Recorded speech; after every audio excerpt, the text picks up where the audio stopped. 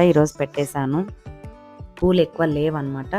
ఈరోజు గుడికి వెళ్ళి అలాగే వస్తూ పూల మార్కెట్‌కి వెళ్ళి పూలు కూడా తెచ్చుకున్నాననుకోండి, ఒక వారం 10 రోజుల వరకు నాకు ఇంకా టెన్షన్ ఉండదనమాట. లేదంటే గనక పూలు లేవంటే నాకసలు మా అమ్మకు పూలు లేవే, మా అమ్మకు పూలు లేవే అని చెప్పేసి నిద్ర రాదు నాకసలు. ఖచ్చితంగా పూలుండాలి. పూలు తెచ్చుకుందైతే మాత్రం అసలు వదలను. ఇక్కడ తెచ్చుకుందామని చెప్పేసైతే అనుకుంటాను గానీ, ఇక్కడ నందికొట్కూరులో చాలా అంటే చాలా ఇబ్బందండి. కొన్ని గూడా పెట్టరు. కర్నూలులో కూడా ఈ మధ్య అక్క వాళ్ళ ఇంటి దగ్గర పెడుతుంది ఇంత ముందుకైతే. ఈ మధ్య వాళ్ళు కూడా నేర్చుకున్నారండి.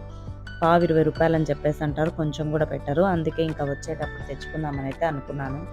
పాలైతే కాబెట్టేసాను. ఇదొచ్చేసి అమ్మకు పెట్టినటువంటి పానకము. ఇంకా లక్ష్మి వచ్చేసి కాఫీ పోయి అక్క అని చెప్పేసి అంటుంది. సో, ఫిల్టర్ కాఫీ చేస్తూ ఉన్నాననమాట. నాకు కాఫీని చూస్తేనే ప్రాణం లేసొస్తది.